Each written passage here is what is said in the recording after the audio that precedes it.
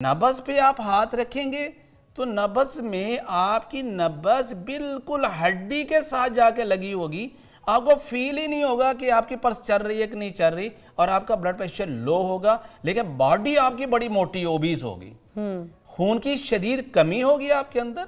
जब ये अलामात आपके अंदर हों तो समझ लीजिए कि आपके मैदे में अल्कली ज्यादा है। अल्कली कैसे ज्यादा हो गई?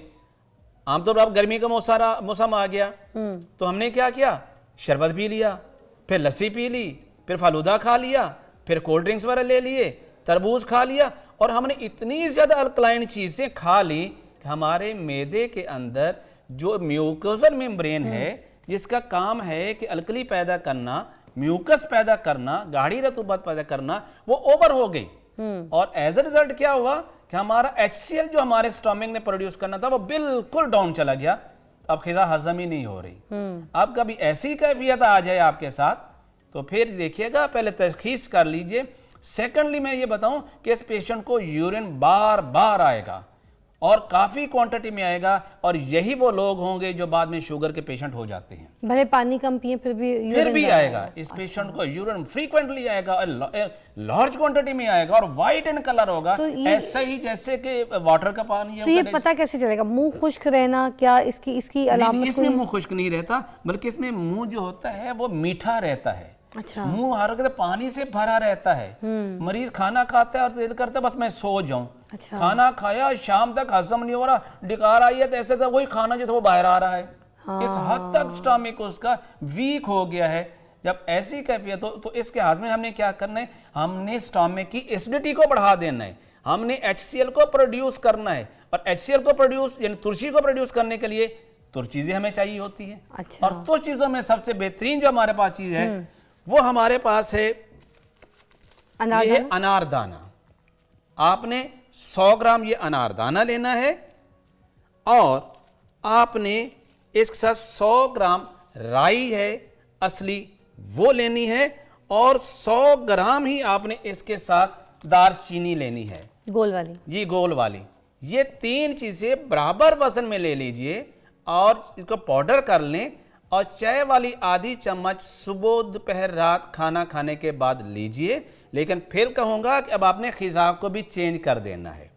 अब आपने पानी ज्यादा नहीं लेना, लस्सी है ज्यादा नहीं लेना, क्योंकि आपको तो और डाइजेस्ट ही कुछ नहीं हो रहा। नॉर्मल आप दिन में 3 से 4 गिलास ले लीजिए, बस काफी। लेकिन लस्सी नहीं लेनी, तरबूज नहीं खाना, आपने खरबूजा नहीं खाना, आपने सर्दा गर्मा नहीं खाना, आपने ठंडा पानी नहीं इस्तेमाल करना, बल्कि ये इस्तेमाल करना है। अच्छा। इसके साथ ये मजीद ये है, अगर आप करना चाहें तो मैं ये कहूँगा कि आपने लौंग, दालचीनी और ये जलवत्री, ये इन 3 चीज़ों का कहवा बना के अगर आप लेते हैं तो फौरी तौर पर आपके जो है मैदा जो है वो ताकतवर हो जाएगा, HCl प्रॉपर प्रोड्यूस होना शुरू हो जाएगा, और इस तरीके से आपके जो बलगम में खिलते बलगम जो बढ़ गई थी, रतूबात की जो ज्यादती हो रही थी वो आपकी ठीक हो जाएगी, और आपका वेट जो बढ़ता जा रहा था वैसे ऐसा श्रिंक हो जाएगा। सर ये वो वाली दालचीनी है जिसको आपने कहा था कि अगर जिस्म में दर्द हो तो उसको उबाल के पीना। उस वक्त होगा जब बलगम की ज्यादती होगी। हाँ। अगर इसमें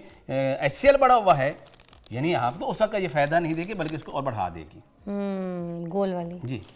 जैसे ही मैंने ये लौंग 3 चीजें बराबर वजन में लीजिए, और चाय वाली आधी चम्मच का कहवा बनाइए और उसको पी लीजिए। ठीक है। अच्छा, अब दूसरी जो अलामत होती है दूसरा ये है कि जब मैदे के अंदर जैसे बताया HCl पर हाजमा करे, लेकिन अगर हमने बहुत सारी चटपटी चीजें खा ली, फास्ट फूड हमने ले लिया, सुबह अंडे फ्राई करके खाने शुरू कर दिए, गोश्त भून के खाना शुरू कर दिया, चने करारे खाने शुरू कर दिए, अचार वगैरह खाने शुरू कर दिए, तो नतीजा क्या होगा? तुर्शी बहुत बढ़ गई। सर रुक जाए, अब ये खाने शुरू कर दिए, खाने तो दें, थोड़ी सी ब्रेक ले लें, मजा आ रहा है, अचार अच्छा है। Welcome back, watching morning with Fiza. ये हकीम इसहाक साहब हमारे पास मौजूद है और हमें मैदे के हिसाब से बता रहे हैं कि कौन कौन से सिम्टम्स जो हैं उनके लिए कौन कौन सी ट्रीटमेंट होती है। तो यहाँ पे रेमेडीज बता रहे हैं, एक बता चुके हैं, हम दूसरी जो आप बता रहे थे वो किस हिसाब की? जब आपके मैदे में तेजाबियत बढ़ जाएगी तो नतीजा क्या? आप नब्ज सबसे पहले देखेंगे क्या होगा?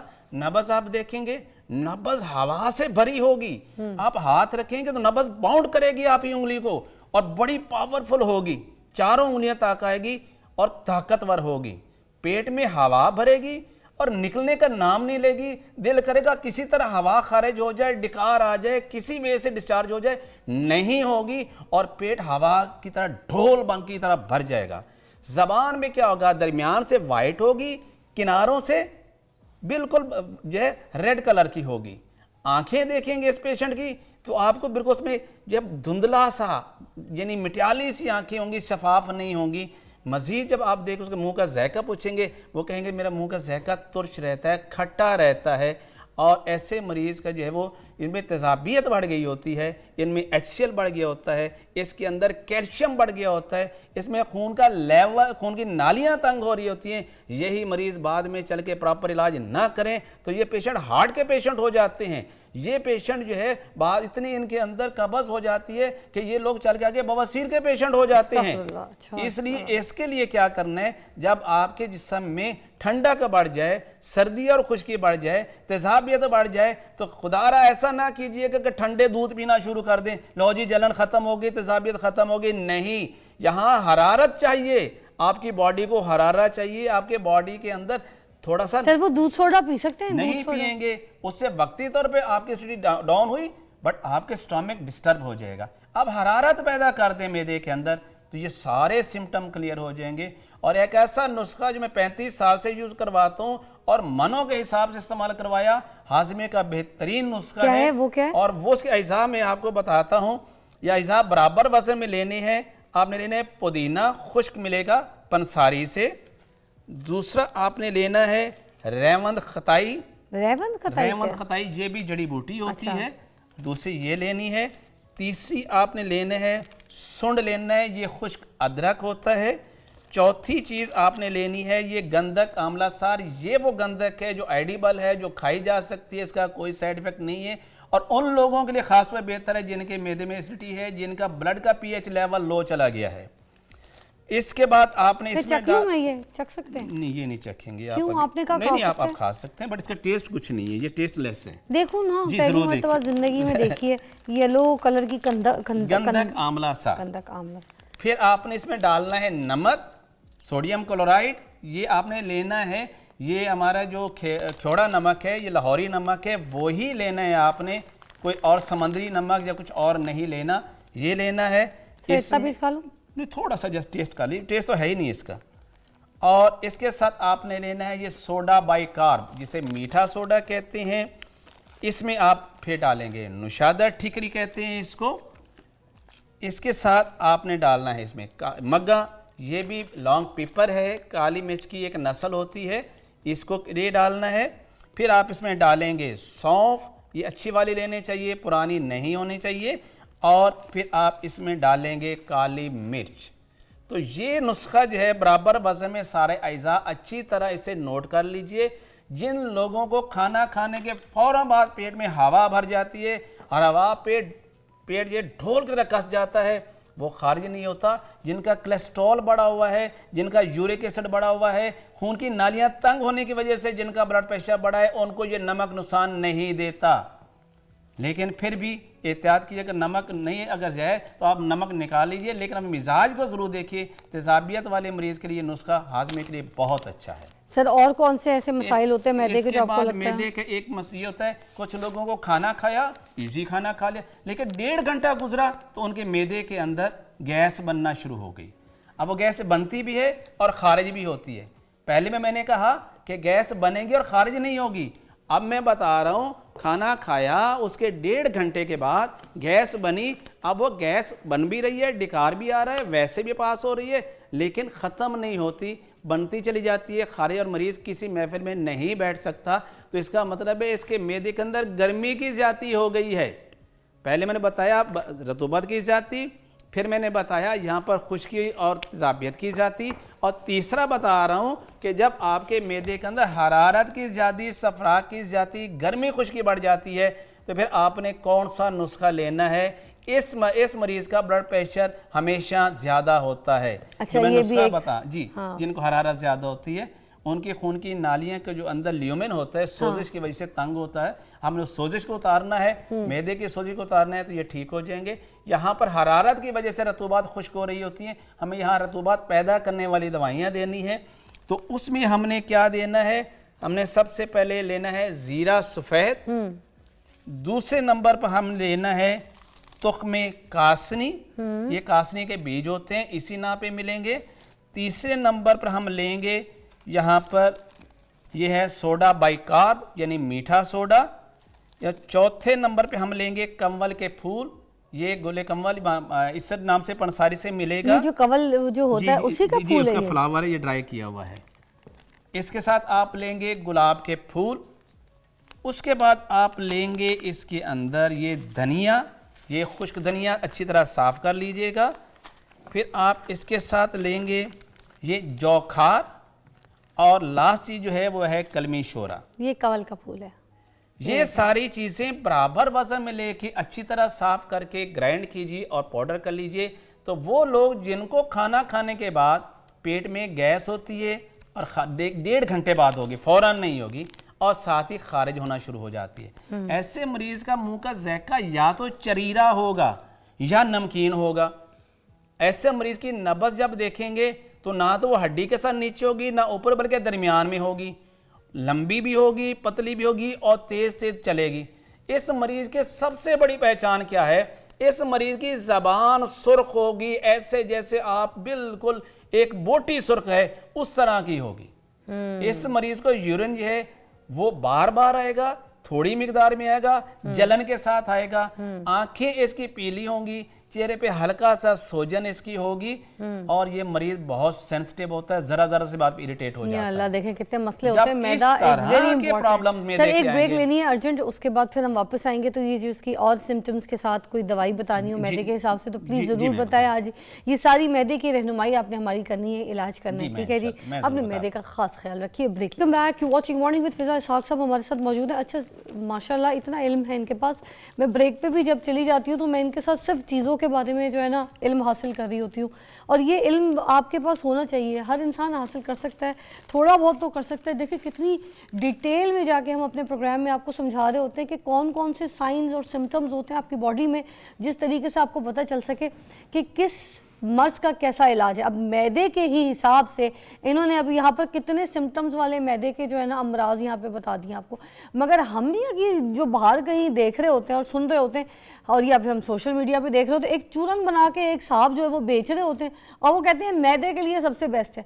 भाई मैदे के लिए एक चूरन कैसे हो सकती है? इतने डिफरेंट शेड है। सर क्या कहेंगे इस बारे में? ये इसीलिए तो तिब का बेड़ा गर्क हो गया ना। जब हमने मरीज की तशखीस ही नहीं की, क्या उसके अंदर अल्कली बढ़ गई थी, क्या उसके अंदर एसिड बढ़ गया था, क्या उसके अंदर सोडियम बढ़ गया था, किस मरीज को क्या प्रॉब्लम थी, उसका नुस्खा उसके मिजाज और नब्ज से तशखीस करने के बाद तजवीज़ करेंगे। तो फिर सारे जिंदगी हाजमे के चूरन नहीं खाने पड़ेंगे, चंद दिन दवाई खाएं और आप बिल्कुल ठीक हो जाएंगे। आपने तो अपने मर्ज का इलाज कर दिया। मसले बता दिए एक मैदे को लेके, कितने तरीके के बीमारी बता दी एग्जैक्टली इससे अभी हम बात करते हैं कि मैदे का अल्सर।